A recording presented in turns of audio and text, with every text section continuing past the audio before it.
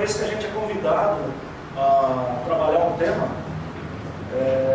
a pessoa que mais precisa, ou uma das pessoas que mais precisam disso, é a própria pessoa que fala, né? O ouvido está mais perto da boca. Essa é a pessoa que precisa ouvir esse tema. Diferente daquilo que a gente, como espírita, muitas vezes costuma fazer, né? Quando a gente abre e vai fazer o evangelho em casa, ou mesmo aqui, né? A gente abre o evangelho, ou Fonte Viva, ou qualquer livro desse daí, e quando começa a ler o texto, né? Imediatamente pensa, esse é o texto que ele precisa ouvir. Né? Não é assim que a gente pensa, às vezes? Sempre é o texto que o outro precisa ouvir, né? E na verdade, quem precisa ouvir somos nós mesmos, né? Então, a oportunidade de trabalhar um assunto, a oportunidade de estudar sobre um assunto, de tratar ele, é uma oportunidade de fazer uma auto-reflexão, né? E o quanto disso está interferindo na minha vida. Quando a gente fala sobre violência, esse tema está sendo discutido diariamente, né? É muito comum as pessoas almoçarem, jantarem, ouvindo sobre violência, ou durante o dia conversarem sobre violência. É muito mais comum você ouvir falar coisas sobre violência do que falar coisas boas. Por algum motivo, nós, como ser humano, a gente prefere falar de coisas ruins do que coisas boas. Por algum motivo que não consigo explicar, mas é assim que funciona. Então,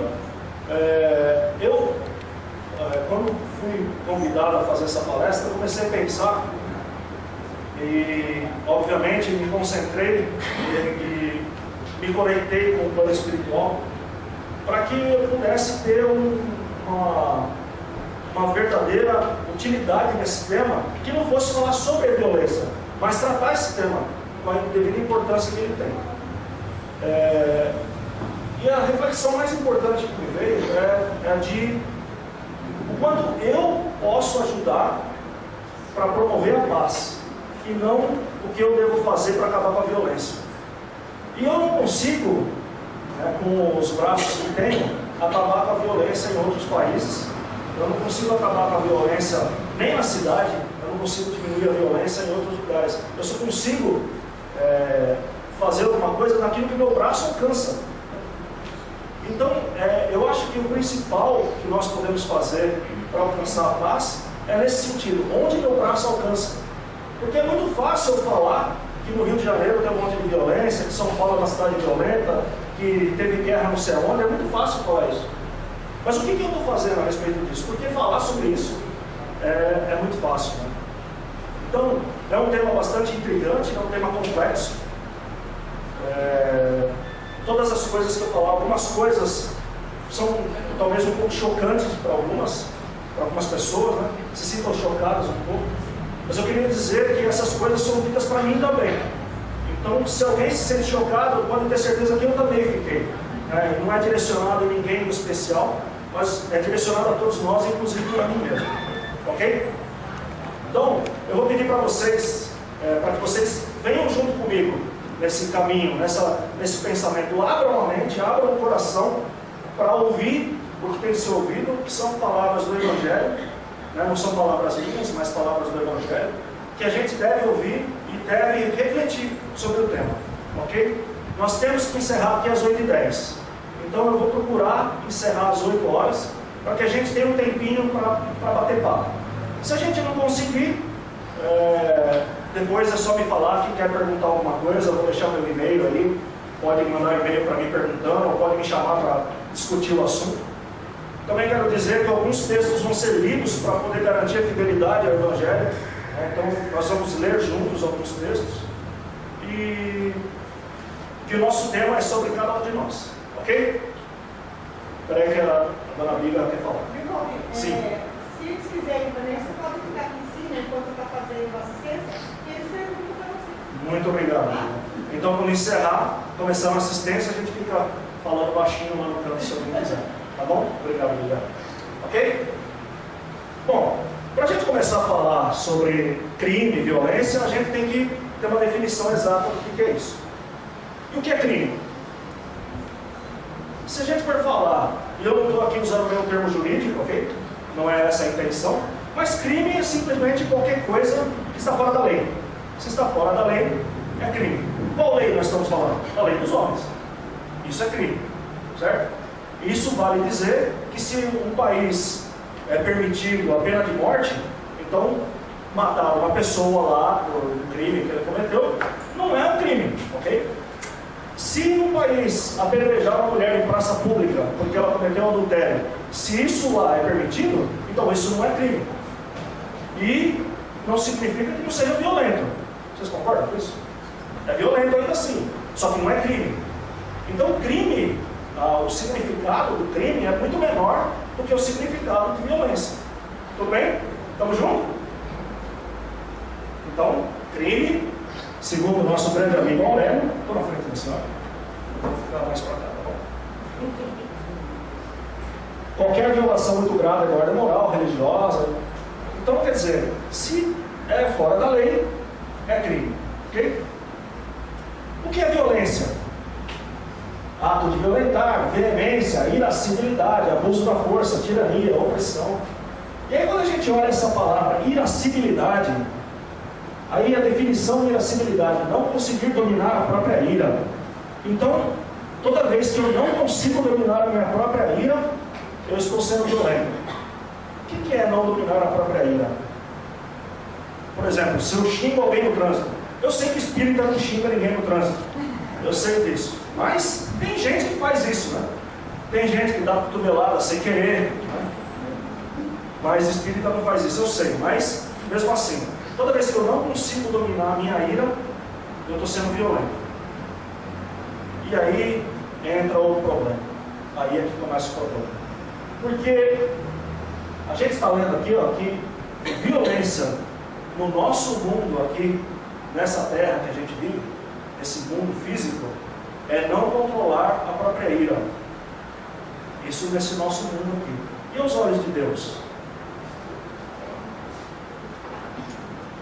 Hein?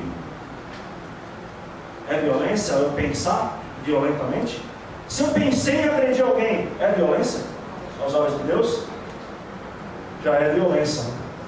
Então, se crime é menor do que violência, a violência nesse mundo que a gente vive é ainda menor do que a violência de fato. Porque a partir do momento que eu pensei em violência, eu já estou sendo violento. Se eu pensei em xingar alguém, esse pensamento já é violento. E aos olhos de Deus a violência já existe. E isso é muito complexo, né? Porque, é claro, né? Se a gente consegue dominar essa irascibilidade, essa violência, muito bom, é um grande passo. Tem gente que não consegue ainda, ou tem momentos em que a gente não consegue, né? Tem momentos que a gente consegue controlar e tem momentos que não, né? Tem momentos que a gente xinga mesmo, né? Nem que seja baixinho, né? Levar uma fechada, dá aquela xingadinha, né? Vai, né? E vai, né? Mas é uma evolução, né? Se a gente está conseguindo controlar. Porque em determinado momento na existência humana, né, não existia nem a preocupação de controlar essa ira. Simplesmente não gostei, vou lá e eu tiro, e mato, e faço, ou morro, e era assim que funcionava. Tem o livro do Leonardo Kuhn? Não. Eu me desculpe. Minha enciclopédia, minha esposa. Eu não faço nada sem ela por perto, porque eu esqueço o nome das coisas e eu sempre olho para ela, ela já sabe o que eu estou perguntando. Ele fala isso, né? Ele conta a história da violência, né? E é exatamente o que ele fala. No começo era só violência, né? Era só isso que existia, só brutalidade. E é isso mesmo, né? E por isso explica, né, que em determinado momento Deus, no passado, até Deus era violento, né? Porque o que mandava era a brutalidade, né? Quanto mais forte você é, mais poderoso você é. Então, nada mais natural do que um ser poderoso como Deus só podia ser muito bruto, né? Certo? Para poder controlar as pessoas. Né? Faz muito sentido isso, né? Só que hoje nós não precisamos mais disso. Não precisaríamos mais disso. Hoje a gente precisa de amor. E aí, um antídoto para a violência. Porque se a gente não conseguir controlar a ira, se a gente não conseguir ser uma pessoa caridosa, a gente não vai diminuir a paz. É aqui, e a gente tem isso escrito no Evangelho, nós vamos ler junto. A caridade é a única salvação que existe. Então, ao invés da gente ficar pensando na violência, A gente deveria estar pensando o que eu posso fazer para conseguir a paz. E é através da caridade que a gente consegue isso. Através da caridade. Agindo com benevolência para com todos, quer dizer, demonstrando empatia, bondade. Demonstrando bondade e não demonstrando maldade. É assim que a gente conquista a paz. Indulgência para com as imperfeições dos outros. Quem são os outros? Começa dentro de casa, né? Tem que começar dentro de casa isso. Não adianta eu andar pela rua e perdoar todo mundo, ser indulgente com todo mundo. Vim no centro espírita e aqui eu sou um anjo. Né? Isso tem que começar dentro de casa também. E perdoa das ofensas. E aqui eu não estou dizendo em nenhum momento que aqueles que agem com violência, eles devem ser simplesmente perdoados e ficarem livres à vontade por aí. Não é isso que eu estou dizendo. Tá? Mas que a gente tem que ter isso dentro da gente. Ok? Estamos juntos ainda? Bom, e aí nós vamos lá, dentro da nossa, dentro dos livros da codificação, buscar a explicação do momento que a gente vive, por que a gente vive assim. E no livro Céu e Inferno, tem 4 cadeiras aqui na frente. Enquanto vocês sentam, eu tomo água. É isso que nós estamos falando, dessas aflições que a gente vive, né? Violência é um dos aspectos. Olha lá. A gente vai ver no livro Céu e Inferno que o motivo, ou o que nós estamos vivendo hoje, é simplesmente o reflexo ou o resultado de tudo que fizemos, de todas as nossas atitudes, desde o momento que fomos criados até agora. Esse é o motivo da gente viver assim. Esse é o motivo da gente passar pelo que a gente passa. Tudo de bom e tudo de ruim. Ou tudo de não tão bom que a gente passa. É o acúmulo ou o resultado de tudo aquilo que nós mesmos fizemos. Está escrito no livro Céu e Inferno. E aí ele completa: sem infinita justiça de Deus, o bem e o mal são rigorosamente considerados. Quer dizer, mesmo uma pessoa que seja, vamos chamar de má, ou que cometa muitas maldades, um ato de bondade é considerado. E nós, que somos muito bons, mesmo assim, a cada momento, ou cada atitude nossa que não é tão boa, também é considerado. E aí é que vem a importância da gente vigiar e orar. Porque eu tenho que pensar, lembra que na nossa violência, quando a gente fala de violência, se eu pensei algo violento, a violência já está dentro de mim. Então, quando eu fico vigiando meus próprios pensamentos, eu consigo identificar essa maldade dentro de mim e consigo mudar isso. Porque isso também é considerado. E nós estamos nesse mundo, né, acertando e errando, e a gente está procurando evoluir. Isso é muito bom. Mas a gente continua cometendo erros, né? E aí tem uma coisa muito interessante. Essa Marlene Rossi, ela no final da década de 70, começo da década de 80, ela fez várias entrevistas com o Chico Xavier. Muitas entrevistas. E depois dessas muitas entrevistas, ela juntou todas essas entrevistas, agrupou por tema e escreveu um livro, que é esse Lições de Sabedoria.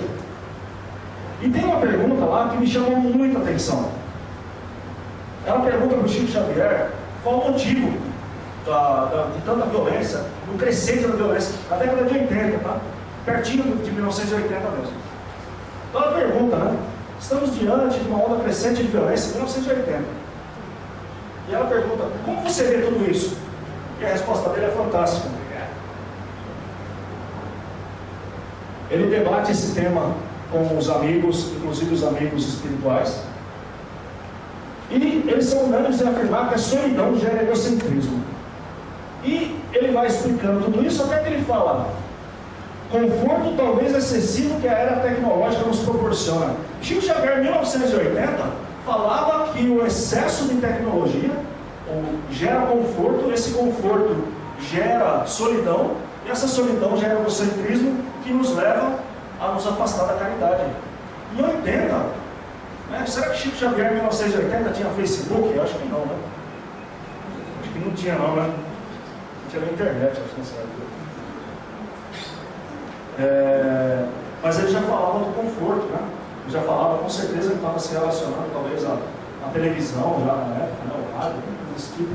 Não a internet, porque a internet não existia. Agora você imagina hoje, né?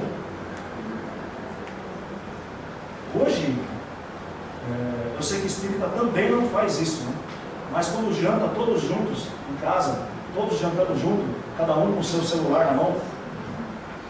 Ninguém faz isso aqui, né? Não, né? Ninguém tem celular.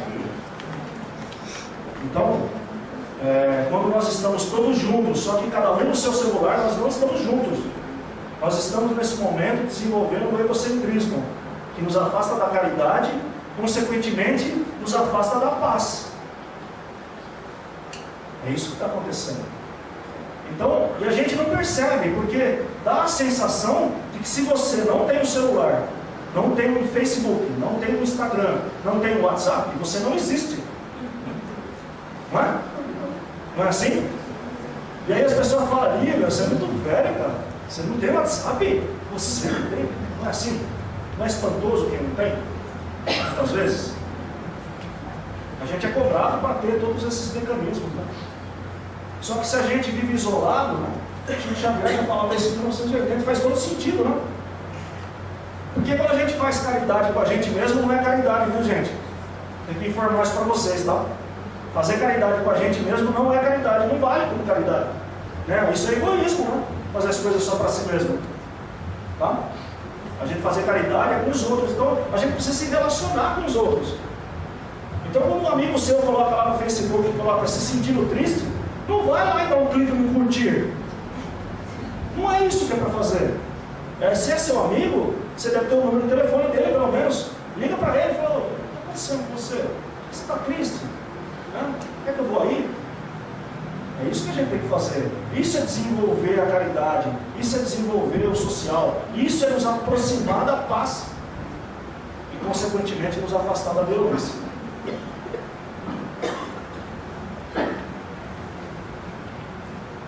E aí vem uma perguntinha, né? Mas está aumentando ou diminuindo? O que vocês acham? Pode falar aí, por favor. Gostaria de ouvir a opinião de vocês. Aumentando? Aumentando? Aumentando? Se eu disser para vocês que é mentira isso aí, vocês acreditam em mim, não? Não acreditam em mim? Fala isso comigo. Então, tem um cara, um estudioso, um psicólogo americano, ele fez um estudo. Desse estudo de muitos anos, ele estudou desde do ano de 1300 até o ano 2000. Ele contabilizou as mortes por assassinato, por guerras. Ele foi contabilizando tudo isso e chegou a uma conclusão. O nome desse cara é Steven Pinker. O livro que ele escreveu é Os Anjos Bons da Nossa Natureza, porque a violência diminuiu. Ele não está colocando dúvida sobre isso. Ele está afirmando que a violência diminuiu. É isso que ele está fazendo. Esse livro dele tem mais de 900 páginas. Eu não li esse livro. Eu li alguns artigos que ele escreveu e algumas entrevistas que ele fez, para entender o que tem nesse contexto. E trouxe para vocês, esse é o cara. E olha que legal que ele falou. Pinker diz que o anjo civilizatório, enfim, aprisionou a maldade inata do homem. Ele não é espírita não, viu? Ele é um psicólogo. Na verdade, ele nem acredita em Deus. Ele é um psicólogo e ele está dizendo que a maldade que nasce dentro da gente é aprisionada pela civilização, pela vontade de ser civilizado. É isso que ele está dizendo. Não tem nada de espiritismo nisso aqui. Isso é só ciência só. E a gente não pode esquecer que o espiritismo também é ciência, certo? E é isso que ele está dizendo. Eu trouxe para vocês 2 gráficos, só para demonstrar o que ele está dizendo. Um gráfico falando sobre a Inglaterra e outro para a Europa em geral. O número de homicídios. Esse é para mostrar que está caindo desde 1200 e desde 1300 está caindo.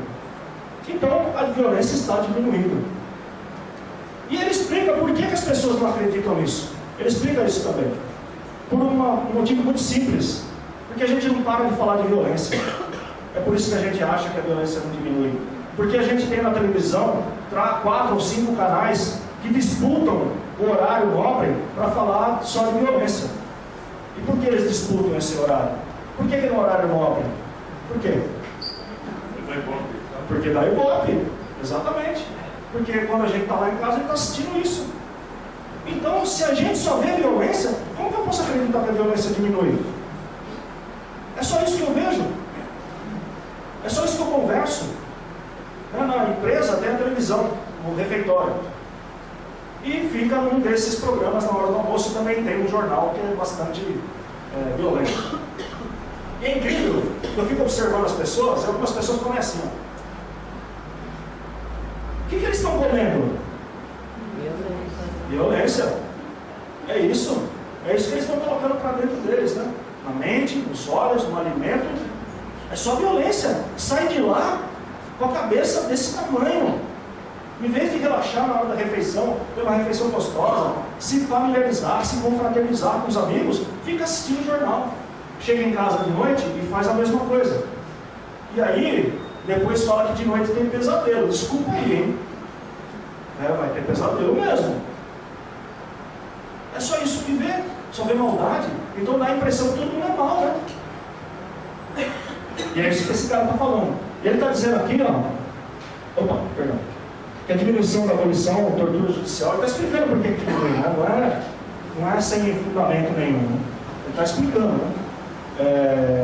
Diminuição da tortura judicial, abolição da escravatura, diminuição da perseguição religiosa, duelos, esportes sangrentos. Então, hoje em dia, quando a gente ouve falar de guerra, isso causa um mal-estar na gente, não causa? Não causa um mal-estar na gente, quando a gente vê um ato violento? Quando a gente ouve falar que uma mulher foi mutilada em um daqueles países lá, isso não causa mal-estar na gente? Causa mal-estar na maioria das pessoas, o que é muito bom.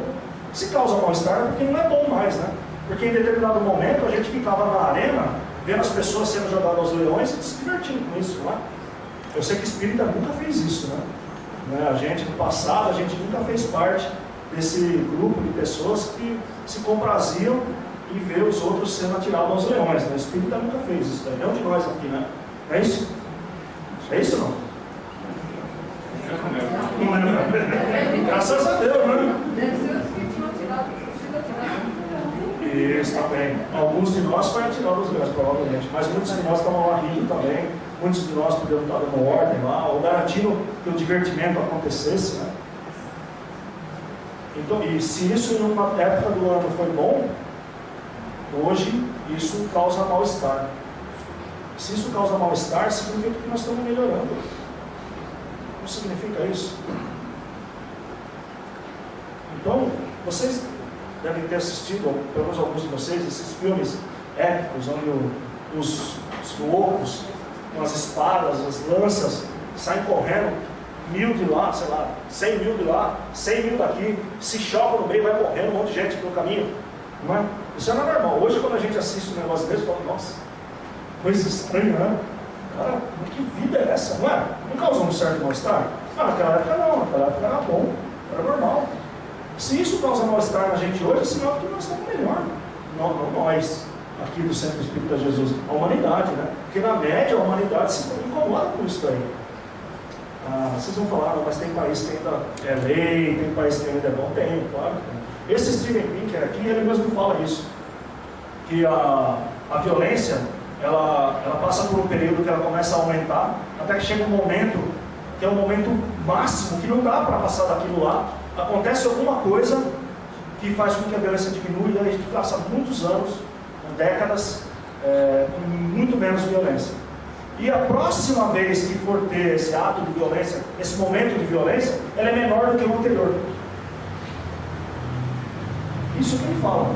Ele explica isso cientificamente, ele tem todos os números. Né? Então é isso que ele explica. E faz muito sentido. E a gente vai ver que o Espiritismo diz a mesma coisa. A gente vai ver isso daqui a pouco.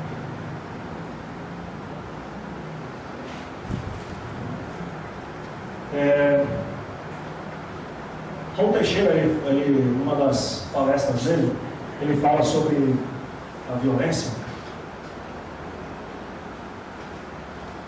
E é muito interessante que ele fala essa frase: a violência é um caldo com muitos ingredientes. E é mesmo.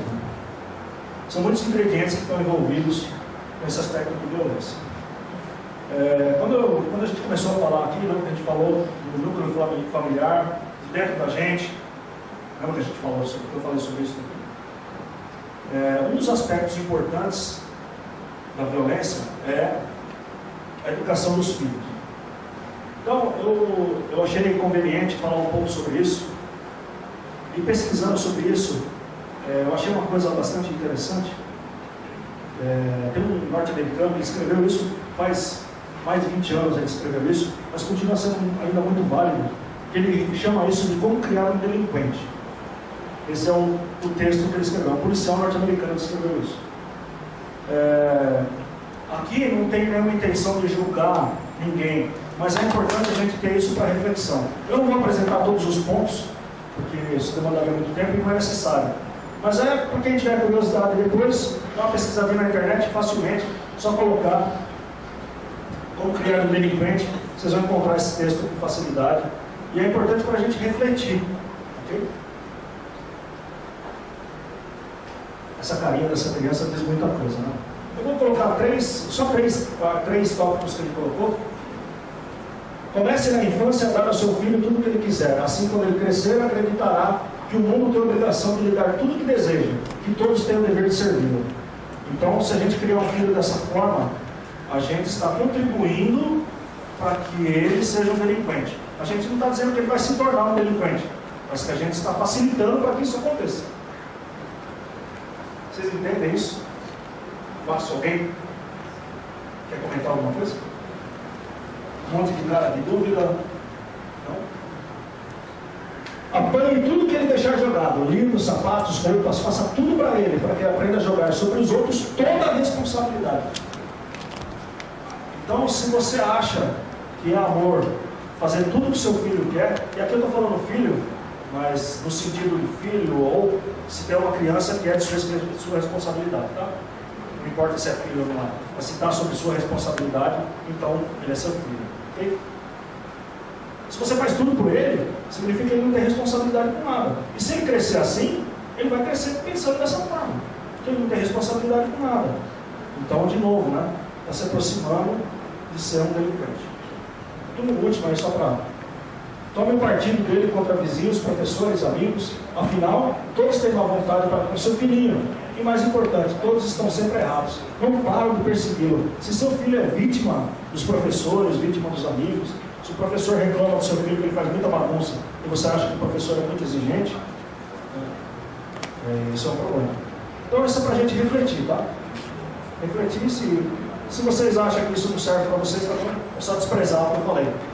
Mas eu acho que isso é muito válido, a gente pensar nisso. É só a gente pensar na gente mesmo, né? Na nossa vida hoje. A gente consegue viver sem responsabilidade? Não dá para viver assim, a gente tem que ser responsável pelos nossos atos. E não é isso que a gente quer dos outros. Hoje está sendo discutido, novamente, mais uma vez, a redução da idade penal para 16 anos. Está sendo discutido hoje isso, novamente, no país. E por quê? Porque a maioria, e o que eu ouvi dizer é que 90% da população brasileira concorda com isso, em reduzir a idade penal para 16 anos, é porque eles acham que o jovem tem que ser responsável mais cedo por aquilo que ele faz. Faz algum sentido. E por que dentro de casa não é assim, então? Dentro de casa ele tem que ser responsável pelo que ele faz também. Se ele fez bagunça, ele tem que consertar a bagunça que fez. É o mínimo que ele tem que fazer, não é? Então a gente, quando está fazendo isso, é atitude de amor, gente.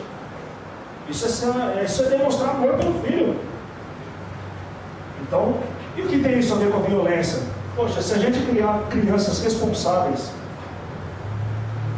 se a gente participar da vida dos filhos, participar, de verdade, da vida dos filhos, trocar ideia com ele, falar de igual para igual com ele, tratar ele como uma pessoa mesmo, olhando no olho, trocar ideia com ele. Se a gente amar os filhos, e amor aqui, a gente tem que entender que muitas vezes o amor, muitas vezes não, faz parte de amar, colocar limites também. Se a gente abraçar, sorrir junto, viver junto com ele.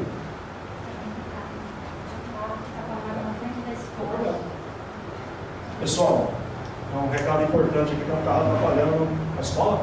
Na frente da escola, um Jetta. É um Jetta de São José dos Pinhais.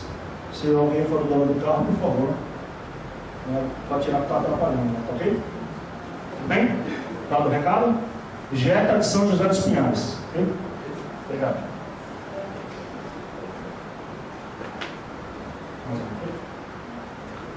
Tem mais água. Muito obrigado.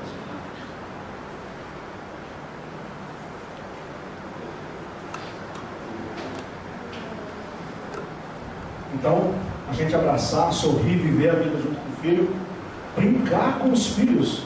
E brincar significa sentar no chão e brincar junto. Ficar em casa no computador enquanto o filho está brincando na sala não é brincar com o filho, tá? Brincar com o filho significa sentar no chão e brincar com ele. Se só tem meia hora para fazer isso por semana, não tem problema, faça isso meia hora por semana. Mas faz parte da nossa vida.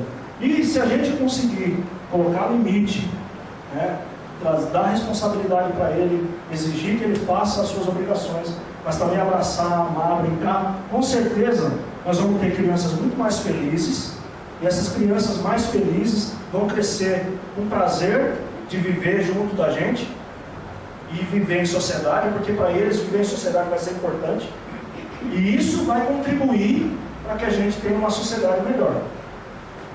Então, de novo, né, reforçando, isso começa dentro de casa, não começa fora de casa. Começa dentro da gente, dentro de casa, e isso vai crescendo.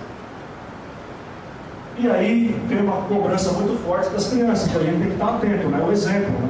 A gente tem que dar o exemplo, não tem? Então, nós estamos falando bastante de corrupção, né? Alguém ouviu falar de corrupção no Brasil esses dias? No Brasil praticamente não tem, mas na França tem muita corrupção.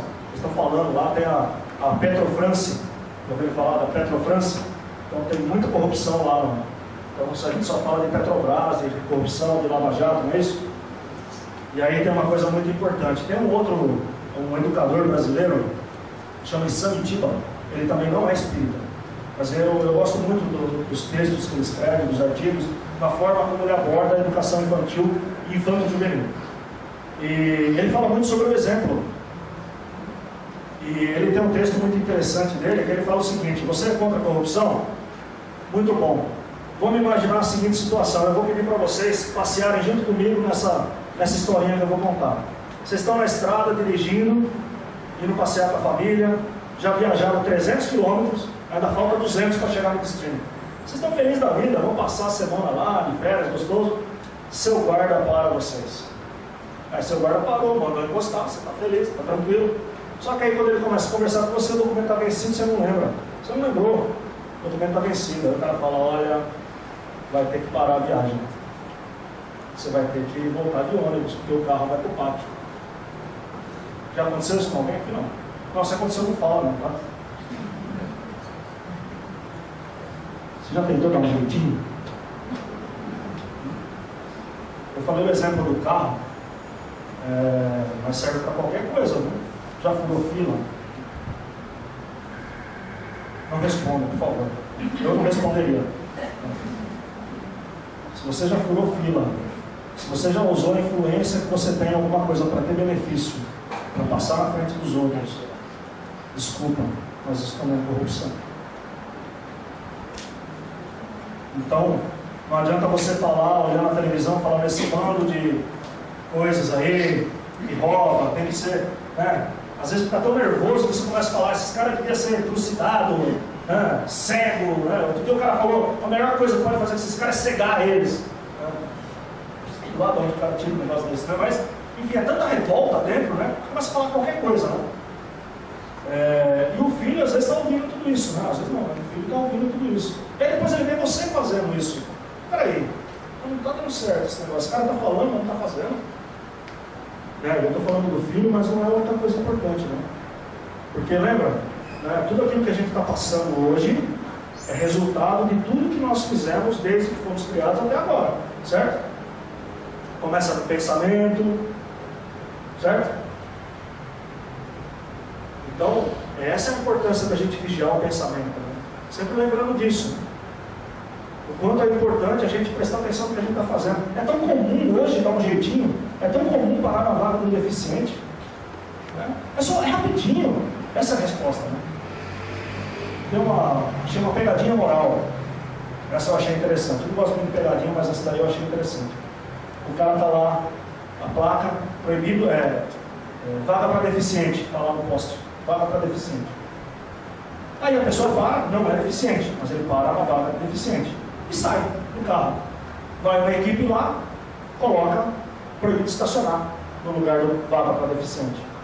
E fica todo mundo esperando, escondidinho. A hora que vê que o cara está voltando, sai o policial, vai lá e começa a meter a multa no cara. cara chega e fala, está multando? Eu falei, proibido de estacionar. Não, aqui não era proibido de estacionar, aqui era vaga para deficiente. Eu falei, na vaga para deficiente pode? Só resta baixar a cabeça e falar, E sempre vem a resposta, né? Metade das pessoas responderam, mas é rapidinho. Poxa vida, rapidinho. Errar um pouquinho, pode? Errar rapidinho, pode? Com esse tipo de pensamento de errar um pouquinho, errar rapidinho, pode? A gente vai acumulando débito, né? E a gente faz isso com tanta naturalidade que nem percebe mais, né? Mas é bom começar a perceber, né? Se a gente quer um mundo melhor, se a gente quer uma vida melhor, a gente tem que perceber tudo isso que está acontecendo. Porque senão fica fácil, né? A culpa é sempre dos outros, né? Eu não preciso fazer nada. Porque esse bando de coisa aí que faz a vida ser ruim desse jeito, né? Ué, eu não faço parte desse mundo, não? Fica fácil a vida assim, né? E aí a gente, antigamente, tinha a lei do mais forte, né? Lá na época das cavernas. Lá. Dizem os historiadores aí que o crime começou na época das cavernas. Diz que os homens saíam para caçar e em um determinado dia o cara acordou e falou, tem que caçar porque eu não tenho comida. Quando ele estava saindo, ele viu que a caverna do vizinho estava vazia, quer dizer, não tinha, o dono da caverna não estava lá, mas tinha comida lá dentro. Ah, para que eu vou caçar? Caça está aqui feita já. Foi lá, foi a primeira vez que foi. Inventou o roubo, exatamente. Esse cara inventou o roubo. Aí o outro, quando chegou, ué, eu tinha comida aqui, agora não tenho mais. Foi ver com o outro, a comida estava na casa do outro. O que ele acabou de inventar nesse momento? Primeiro, homicídio. Foi assim que começou. Parece que é uma brincadeira, mas os historiadores dizem que foi assim que começou. Desse jeito. E hoje a lei do mais forte, ela é meio mesclada com a lei do mais esperto, né? Infelizmente, teve um grande jogador que cunhou uma frase, né? O importante é levar vantagem em tudo, certo? Que só as pessoas da minha idade ou mais velho lembram do que eu estou falando. O Gerson, né? Que é a lei de Gerson, né? Ficou cunhado como lei de Gerson, né? Ela leva vantagem em tudo, certo? E então a lei do mais esperto, ela passou na frente da lei do mais forte. Então, se você é mais esperto, você nem precisa ser mais forte, basta ser mais esperto. Você pode invadir o computador do outro e roubar o dinheiro da conta dele, mesmo sendo raquítico, né? Mesmo não tendo força nenhuma, porque você é mais esperto do que ele. O que não muda nada, né? Você está levando vantagem sobre o outro do mesmo jeito. Bom, e tem uma coisa muito boa, nem tudo está perdido. Dá a sensação que não tem futuro esse negócio, né? Mas tem futuro sim, o futuro é bom, é muito bom. Isso está escrito nas obras de Kardec, está lá escrito. Tem um filósofo, o Mário Sérgio Cortella, ele também não é espírita, mas ele é um filósofo que eu gosto muito de ler, de ouvir, e ele fala isso aí. O homem foi responsável por criar tudo que a gente está hoje, é a responsabilidade do homem. Então é o homem mesmo que vai consertar isso. Somos nós mesmos que vamos consertar o que nós mesmos erramos. Lógico. Faz todo sentido. E é interessante que a gente vai ler na obra espírita e a gente vai encontrando essas mesmas respostas. No livro dos Espíritos nós vamos ler, tá? Eu peço desculpa um pouquinho, mas acho importante a gente ler para manter a fidelidade do texto, tá bom? Então na pergunta 778, a pergunta é: pode o homem retrogradar para o estado da natureza? Não. Não pode. A gente nunca vai regredir, nunca vai voltar para aquilo que a gente era antes. A gente só anda para frente, só progride. É isso que está escrito aí. Desde que progride é porque Deus assim o quer. Pensar que possa retrogradar a sua primitiva condição para negar a lei do progresso. A lei do progresso é: a gente progride indefinidamente. Pergunta 781. Tem o homem o poder de paralisar a marcha do progresso? Não. Mas tem às vezes o de embaraçá-lo. Então a gente não consegue voltar para trás, impedir o progresso, ou o contrário, fazer a gente regredir. Mas a gente pode dar uma enroscada, né? Fazer o negócio andar na marcha lenta. Oi? Embaraçar mesmo, né? A gente pode fazer isso daí. Então, o que a gente está fazendo? A gente está acelerando o progresso ou estamos tentando andar para trás com o progresso? O que nós estamos fazendo? Cada um de nós. Essa é a pergunta que a gente tem que fazer para nós mesmos.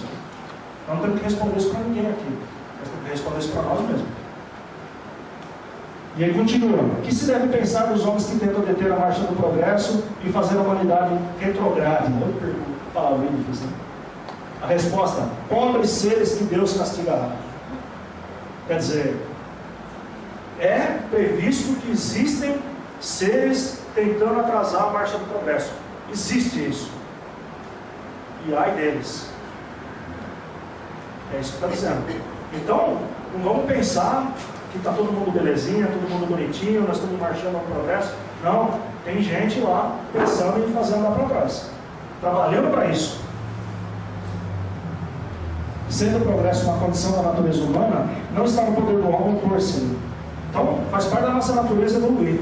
Ok? Ponto final. Está escrito isso. Pergunta 783. Segue sempre marcha progressiva e lenta ao aperfeiçoamento da humanidade? Há um progresso regular e lento que resulta das forças das coisas. Quando, porém, um povo não progride tão depressa quanto deveram, Deus o sujeita de tempos a tempos a um abalo físico ou moral. Então, gente, tem os povos que não se movimentam, que não querem progredir, que querem ficar onde estão, ou ao contrário, que querem andar para trás? Sim, existem. E aqui, quando eu falo de povos, eu não sei se a gente pode falar de países, se a gente pode falar de famílias, não sei. Mas existem povos que querem que a coisa ande para trás. Seitas que querem que ande para trás, mas uma coisa é certa, eles não conseguem ir contra a lei divina. Então, de tempos em tempos, vão acontecer alguns abalos, físicos ou morais, que vão fazer esses caras andar, mesmo que eles não queiram. O que são esses abalos? Gente, é uma sorte de coisas, né? A gente vê um monte de coisa acontecendo por aí, não vê? A gente está acompanhando o noticiário, né? Então a gente sabe um monte de coisa que acontece. Seria aliviando da minha parte apontar algum deles. Mas acho que a gente pode, por nós mesmos, refletir sobre isso e encontrar muitas dessas coisas que podem ser, né? Afirmar que é ou não é, já é outra coisa. Continuando a mesma pergunta, né? As revoluções morais, como as revoluções sociais, se infiltram nas ideias pouco a pouco, germinam durante séculos, depois irrompem subitamente e produzem o desmoronamento do caprichoso edifício do passado, que deixou de estar em harmonia com as necessidades novas e com as novas aparições. Então a evolução não acontece do dia para a noite, né? É só olhar para dentro da gente que a gente vai entender isso, né? No momento que a gente decide melhorar em alguma coisa, quanto tempo demora? Vou falar um exemplo bem bobinho aqui. Eu sou ex-fumante, então essa experiência eu tenho, a de parar de fumar. Né? E alguém aqui já fumou? Tem algum ex-fumante aqui? Decidiu parar de fumar e parou no dia seguinte? Foi assim? No dia seguinte? Na primeira tentativa? Na primeira tentativa? Fora da média você. Você é um ser evoluído, mas... Teve um abalozinho físico aí, teve um abalozinho físico que fez mudar.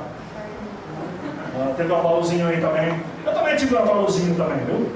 Que me fez parar de fumar. Só que eu tinha tentado um monte de vezes sem abalo nenhum. Era só pela minha própria vontade e frustrei muitas vezes, né? Até que aconteceu também um abalozinho físico em mim e eu também parei de fumar. A abalo físico foi depois de 30 anos. Tá bom, né? Mas não é isso. O problema é assim, né? É a cabeça da gente. Você tem que pensar, você está pagando caro, esse é um negócio caro. Você sabe que faz mal e você está comendo fumaça. Fumaça você come de graça assim, É um pensamento. E é difícil a gente entender porque tem gente que fuma. Né? Eu estou usando cigarro porque é uma coisa que faz parte do nosso dia a dia. Mas se a gente pensar em evolução moral, né? Se a gente pensar em que momento que eu vou tomar a decisão de não falar maldade sobre os outros, maledicência, né? Vou parar de, não pode falar, o Wilson me ensinou esses dias que a gente não pode falar fofoca, o espírita não faz fofoca, não é isso? O espírita, como é que é? Faz comentários fraternos sobre a vida alheia. É isso, né? Então, o dia que a gente tomar a decisão de não fazer mais isso, quanto tempo demora para a gente parar? Putz, a gente gosta de uma fofoca, né? Policial a cada minuto. Isso. Então, se a gente, uma coisa boa, parece fácil, né? Eu só vou parar de falar mal dos outros, só isso. Né? Vou parar de julgar, né? Na verdade, é isso que a gente está fazendo, a gente está fazendo um julgamento. Então, eu vou parar de julgar os outros. Né? Tomou a decisão de fazer isso?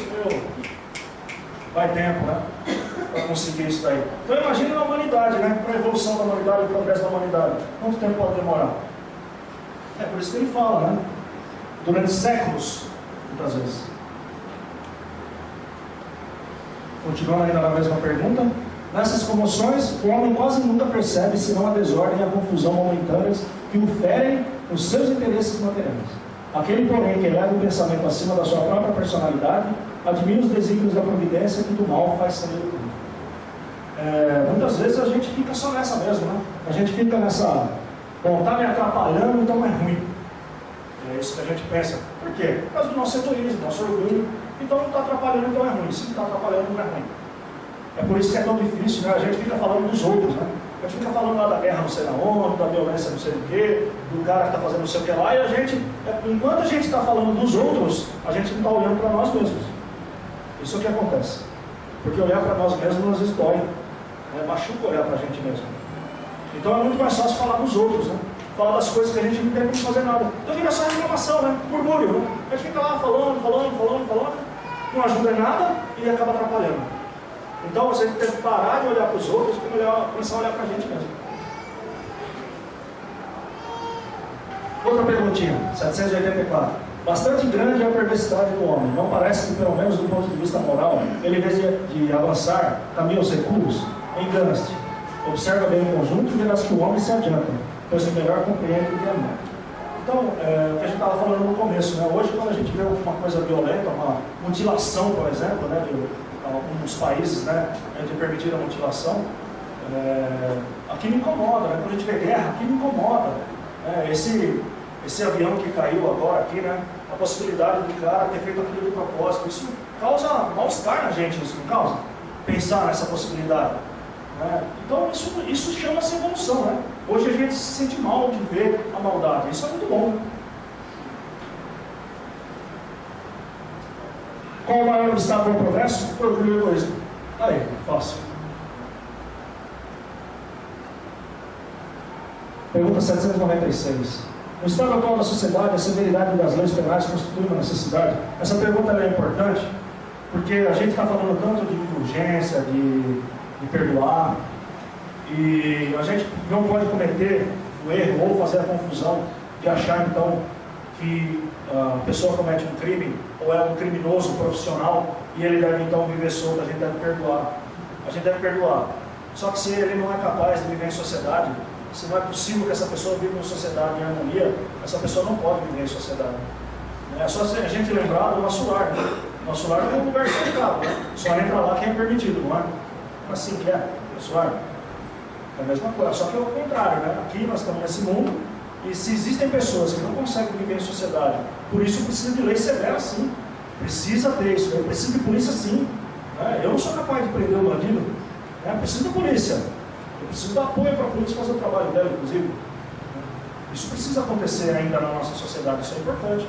Então perdoar não significa então deixa viver. Bom, o cara está matando, então deixa matar lá, já tem que perdoar, né? Tem que ser indulgente, né? Deixa o cara matar, né? Não é isso que está dizendo no Evangelho, né? Então tem que existir lei severa sim. Só para a gente não fazer confusão. Bom, então nós vamos resumir, nós estamos terminando aqui. Nós vamos resumir tudo que nós falamos, para fixar. É possível retardar a marcha do progresso? É possível? É possível tentar? Pode embaçar. Para dar uma embaçada, né? Uma embaçada pode. O que acontece quando a gente embaça a marcha do progresso? A gente é arrastado pelo progresso, certo?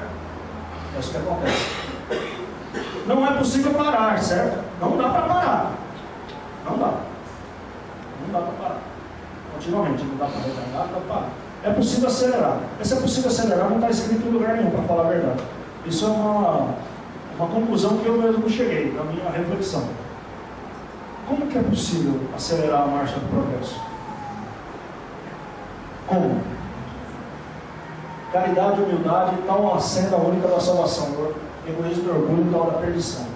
Então, quanto mais a gente desenvolver nosso orgulho e nosso egoísmo, maior a chance da gente ter momentos mais tristes.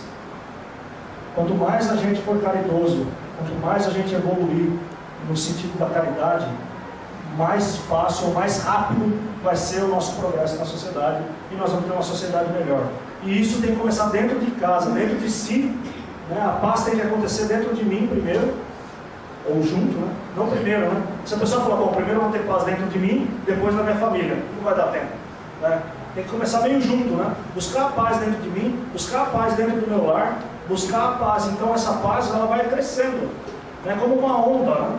Lembrem da onda, né? A onda no lago parado, a onda começa do centro para fora. É isso que a gente tem que pensar. E quem acha que isso é utopia, que isso é impossível, repense isso daí. É possível sim. Viver em paz dentro de casa é um grande negócio. Viver em harmonia, viver com os filhos, viver com um parceiro dentro de casa é um grande negócio. Experimentem isso. Façam um esforço, um exercício de buscar harmonia dentro do lar. Isso faz toda a diferença do lado de fora.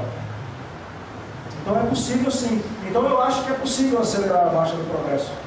Quanto mais caridade eu fizer, quanto mais espírito caridoso eu tiver, mais rápido vai ser a marcha do progresso. É a minha parcela de contribuição. Eu posso contribuir acelerando ou tentando retardar. Então, e a consequência disso é minha mesmo, né? Tudo aquilo que eu fizer, eu planto o que eu quiser, certo? Lei de causa e efeito. Eu planto o que eu quiser e eu colho de acordo com o que eu plantei. Nenhuma novidade nisso, né? Bom, para a gente encerrar, tem um texto. Dá licença. Tem um texto que é muito adequado, que chama É Razoável Pensar Nisso. É da Agenda Cristã. Ele é muito legal porque ele fala o quanto a gente é responsável por aquilo que a gente faz e o quanto às vezes a gente quer a paz ou quer a tranquilidade só para não ter nada para fazer. Paz muitas vezes é confundida com agora estou em paz. Estou sozinho, não tem ninguém para me perturbar, não tem ninguém para falar nada, não tem ninguém para encher meu saco, então eu estou em paz.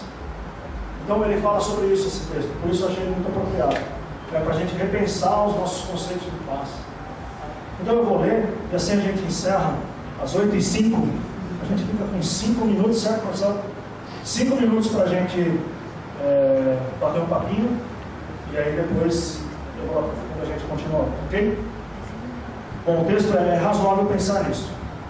A paciência não é um vitral gracioso para suas horas de lazer, é amparo destinado aos seus obstáculos. A serenidade não é jardim para os seus dias dourados, é suprimento de paz para as decepções do seu caminho.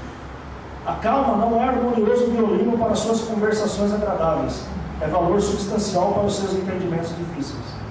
A tolerância não é saboroso vinho para seus minutos de camaradagem, é porta valiosa para que você demonstre boa vontade ante os companheiros menos desenvolvidos. A boa cooperação não é processo fácil de receber concurso alheio, é o meio de você ajudar o companheiro que necessita. A confiança não é um néctar para suas noites de prata, é refúgio certo para as ocasiões de tormenta. O otimismo não constitui poltrona preguiçosa para os seus crepúsculos de anil, é manancial de forças para os seus dias de luta. A resistência não é a dor do verbalista, é sustento de sua fé. A esperança não é genuflexório de simples contemplação, é energia para as realizações elevadas que competem ao seu espírito. Virtude não é flor ornamental, é um fruto abençoado do esforço próprio que você deve usar e engrandecer no momento oportuno. Assim a gente encerra esse nosso tema de hoje. Eu agradeço mais uma vez ao Marcelo pelo convite, pela oportunidade de desenvolver esse trabalho.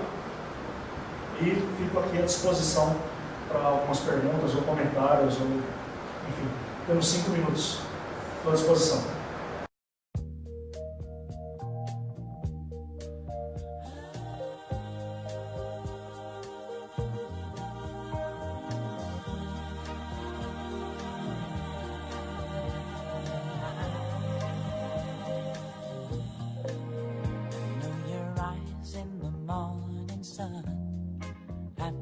Time